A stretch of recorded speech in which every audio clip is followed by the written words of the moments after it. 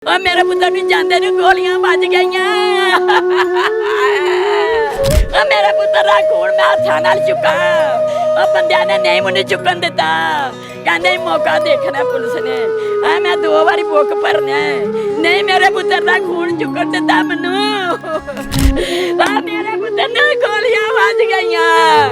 एक गोली मैनू मार दियो। मेरे बच्चे यतीम कर गया, मैनू किदा सहारा। मेरा सारा खत्म हो गया। मजदूर बंदा कमांदा रहा सी, ओनू गोलियां मार के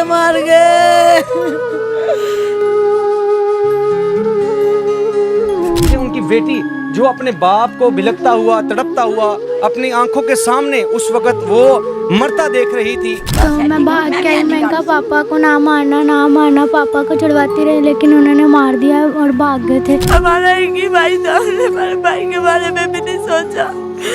बंदा मांगने पापा के पास नहीं थे, उन्होंने पापा को भी दर्दी से मार दिया।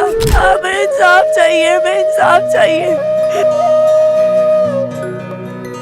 बिस्मिल्लाहिर्रहमानिर्रहीम। मैं हूँ आपका मेज़बान मोहम्मद तैयब और इस वक्त हम मौजूद हैं अपने उस इलाका में जो कि बादामी बाग है। वहाँ पर जो कि कुछ रोज़ पहले एक बड़ा ही अफसोसनाक वाक़या पेश आया, जिसमें इफ्तिखार उर्फ बोला को बेदर्दी के साथ कत्ल किया गया। और वहाँ पर जट बरादरान ने जिस तरह के तशद्दुद किया, कत्ल किया, और उसके बाद वही मुलजिमान इस वक्त भी दंदराते फिर रहे हैं। और हम इस वक्त हम उनके घर में मौजूद हैं, जो उनके लवाहिकीन हैं, उनकी वालदा मोहतरमा और उनकी बेगम और उनके अजीज़ व क़ारिब के साथ। आइए उनसे जानते हैं कि आखिर वाक़या क्या हुआ, उस वक़्त ये कहाँ थे और क्या मामला पेश आया। 23 तारीख को जो इनकी एक दोपहर की जो है वक़्त था, उसमें कौन सा ऐसी बात हुई जहाँ पर उनको कत्ल कर दिया गया। अस्सलाम वालेकुम। मेरे सामने गोलियां बजियां, वो मेरे को नहीं बर्दाश्त होया। मैं पिटदी कोंदी पौड़ी उतर गई हैं। पौड़ी उतर गया, मेरे हाल 2 बारी देखा। मैं पुत्र डिग ना पे, ध्यान नाल जा। आंदा मां तेरे को पैसा है, कोई खर्चा है कोल? मैं नहीं। अच्छा मैं थले जाना, मैं तेनू खर्चा पैसे बना के कलना। और मेरे पुत्र नु जांदे नु गोलियां बज गईयां। मेरे पुत्र नु गोलियां बज गईयां। एक गोली मैनू मार दियो। मेरे पुत्र दा खून मैं हत्थां नाल चुका। बंदियां ने नहीं मैनू चुकन दिता, कहंदे मौका देखना पुलिस ने। मैं 2 बारी बुक भरने नहीं मेरे पुत्र दा खून चुकन दिता मैनू। मेरे को नहीं बर्दाश्त होया।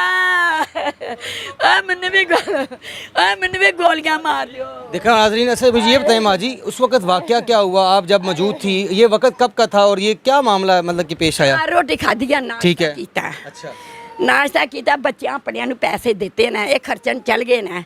मैनू आवाज़ मार के आंदा अम्मी तेरे को भी है खर्चा? मैं नहीं पुत्र। अच्छा मैं हुण थले जाना तो मैं बना के पैसे तेनू कलना उत्ते खर्चा। चला गया, पौड़ी उतरदा पिया तो 2 बारी परत के मेरे वाल देखा। मैं नहीं पुत्र डिगने पे, मजदूर सी आया सैड़ू दी काम। फालिज हुआ था, क्या मामला है?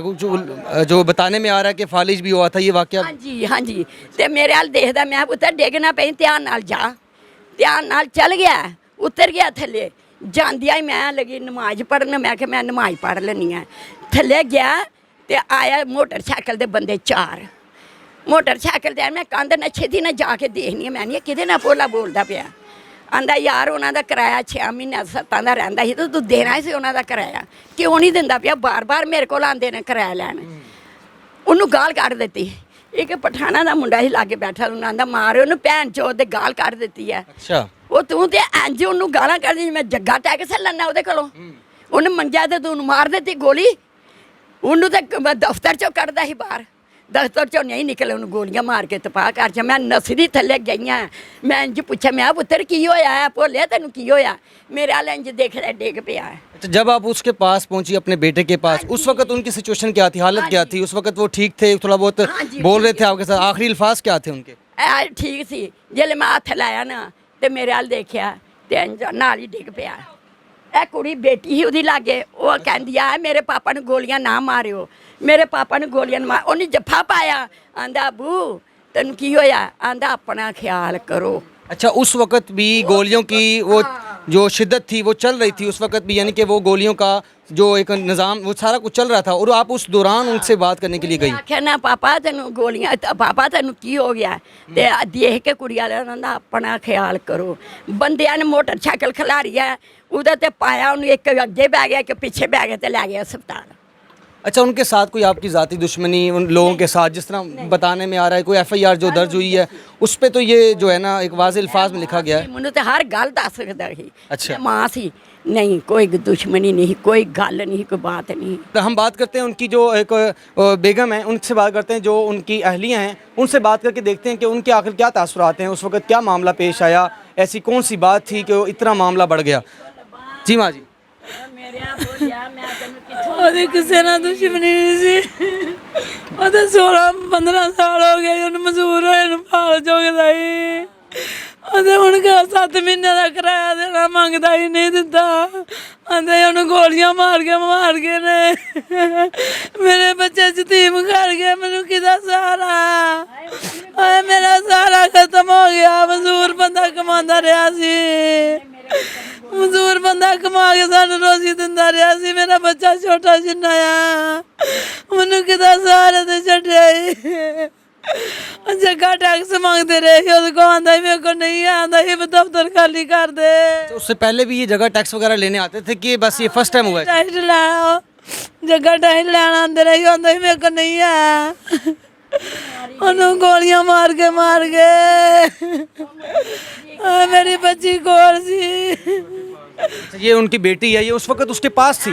अच्छा, ये बेटी उनके पास थी। बिल्कुल जो वाक़या हुआ, जो वकूआ, नाज़रीन इनकी बेटी भी उस वक्त, जो नन्ही मुन्नी एक बेटी है वो भी उस वाक़े के अंदर शामिल थी, वहाँ बैठी थी, और उस दौरान बाप को कत्ल कर दिया गया। इतनी दर्दनाक जो कहानी आपके सामने पेश कर रहे हैं, इस वक्त भी देखें उनकी बेटी जो अपने बाप को बिलखता हुआ, तड़पता हुआ अपनी आंखों के सामने उस वक्त वो मरता देख रही थी। आइए उस बच्ची से बात करते हैं। बेटा, क्या मामला हुआ? उस वक्त आप भी मौजूद थी, तो क्या आपको इस तरह मतलब कि वालिद साहब आपके और इस कदर वो खून में लथपथ हुए थे, क्या मामला था? पापा से पैसे लेके नान लेने जा रही थी, जब भी मैं गली पार भी नहीं थी हुई तो पापा से भत्ता मांग रहे थे, तो अभी गली नहीं थी। उन्होंने फिर पापा ने कहा नहीं है, तो उन्होंने आगे से गोलियां मार दी।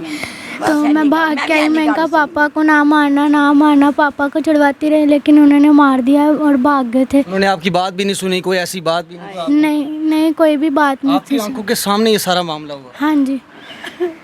उसके बाद जो वो लड़के थे वो किस हालत में थे? कोई पहचान आपको, या कैसा उनका हुलिया था? जो मार के चले गए, बाइक्स पर आए थे, क्या उनका हुलिया था? पता नहीं, मैंने अभी गौर नहीं थी की, तो मारियाँ गोलियाँ भाग गए थे। नाज़रीन, इस वक्त आप देख रहे हैं ये उनकी बेटी हैं, 3 बेटियों का इकलौता भाई भी, जो कि वो जो इफ्तिखार उर्फ बोला, इंतहाई शरीफ इंसान, जिन्होंने ना कभी किसी के साथ धोखाबाजी की, ना किसी के साथ ऐसे मामलात पेश आए, और एक मामूली सी प्रॉपर्टी डीलिंग की दुकान उनका आगाज़, उनका कारोबार था। और जिस दौरान ऐसे लोग जो अनासिर जो उनके दुश्मन थे, जट बरादरान बताया जा रहा है, FIR दर्ज की गई है, लेकिन इसके होते हुए भी अभी तक मुलजिमान दंदनाते फिर रहे हैं। आइए उनकी जो एक बेटी हैं, उनकी साहबजादी हैं जो बड़ी हैं, 3 बेटियों में से वो सबसे बड़ी बेटी हैं, उनसे बात करते हैं कि इस वक्त जो सर पर उनके साया था बाप का, वो नहीं रहा। इस दौरान उनके मामला कौन सवाल है, क्या मामला है? हम तो बहुत परेशान है, हमें आगे की समझ नहीं आ रही। मेरे पापा बहुत अच्छे इंसान थे, उनको बेदर्दी से मारा गया है। उन्होंने हमारा भी ख्याल नहीं किया, उनके बच्चे क्या करेंगे? हमारा एक ही भाई था, उन्होंने हमारे भाई के बारे में भी नहीं सोचा। भत्ता मांगने पापा के पास नहीं थे, उन्होंने पापा को बेदर्दी से मार दिया। हमें इंसाफ चाहिए, हमें इंसाफ चाहिए। हमारा एक ही भाई है, वो क्या कुछ करेगा हमारे लिए? हमें छोटी छोटी बहनें हैं, उनका क्या बनेगा? बस हमें इंसाफ चाहिए। पुलिस कार्रवाई नहीं कर रही सही से, पुलिस नहीं आई, उन्होंने कार्रवाई नहीं की। अच्छा, उन्होंने कार्रवाई नहीं की आपके कहने के बावजूद? नहीं किया ना, उसके बाद नहीं आए। मरियम नवाज से हमें इंसाफ चाहिए।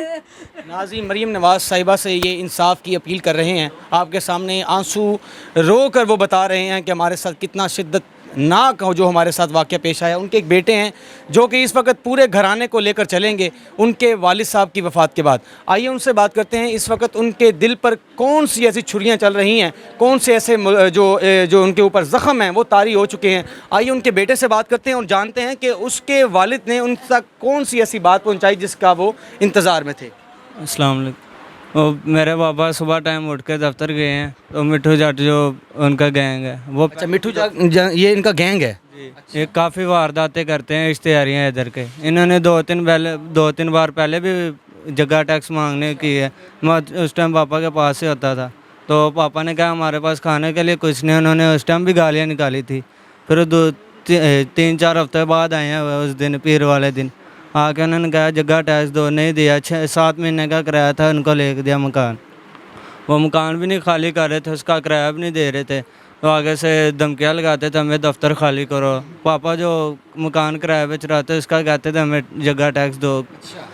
वो भी हमें कहते थे दफ्तर खाली करो अगर पैसे नहीं देने तो। अच्छा, ये दफ्तर का भी वो खाली करने का बोलते थे कि ये दफ्तर भी खाली कर दें। तो मिट्ठू जाट का जो छोटा भाई है बाबर, उसने गालियाँ निकाली थी मुझे भी, पापा को भी। दूसरी बार जब जगह टैक्स मांगा हमने नहीं दिया, फिर गालियाँ निकाली। तो उन्होंने कहा कि आगे अगली बार ना दिया तो तुम लोगों का अंजाम बुरा होगा। उस दिन पापा बैठे हैं, तस्बीह हाथ में पढ़ रहे हैं। वो आए, पापा ने उन्हें कहा कि आपने उनका किराया नहीं दिया। आगे से गालियाँ निकाली हैं पापा को। वो पापा का जो शागिर्द था उसे भी मारना शुरू हो गया, पापा को गालियाँ निकाली हैं। पापा ने आगे से कहा कि किराया तो दो, कहते तुम बता दो, जगह टैक्स दो और दफ्तर खाली करो। उधर से उनको पकड़ के नीचे गिराने लगे। पापा ने आगे से गाली निकाली कि ना कुछ करो, तो उतनी देर में उन्होंने फायरिंग करी। पहले हाथापाई हुई है, वो नीचे उतरे। अच्छा, उन्होंने इधर से पकड़ के नीचे गिराने की कोशिश की है। पापा ने कहा कि ना करो, फिर उन्होंने कहा दफ़ा हो जाए इधर से। उतनी देर में बबलू जो है उसने फायरिंग कर दी, बाबर जट और हमजा। अच्छा, बबलू जट जो है ये इनका, जिनका आप नाम ले रहे हैं, ये भी उसी गैंग में शामिल है? उसी गैंग में शामिल है। मिट्ठू ने इसे भेजा था फायर मारने के लिए, और मिट्ठू का छोटा भाई और मिट्ठू का बेटा जो था ना, उन्होंने हवाई फायरिंग करके पहले डराया, तो फिर बबलू ने फायरिंग कर दी, पापा को मार दिया बेदर्दी से। मरियम नवाज साहबा शहबाज शरीफ से हमारी एक ही अपील है, हमें इंसाफ दिया जाए, उनको फांसी दी जाए। नाज़रीन, ये दर्दमंद जो कहानी है इसमें साफ नज़र आ रहा है कि किस तरह एक गरीब घर को उजाड़ दिया गया है।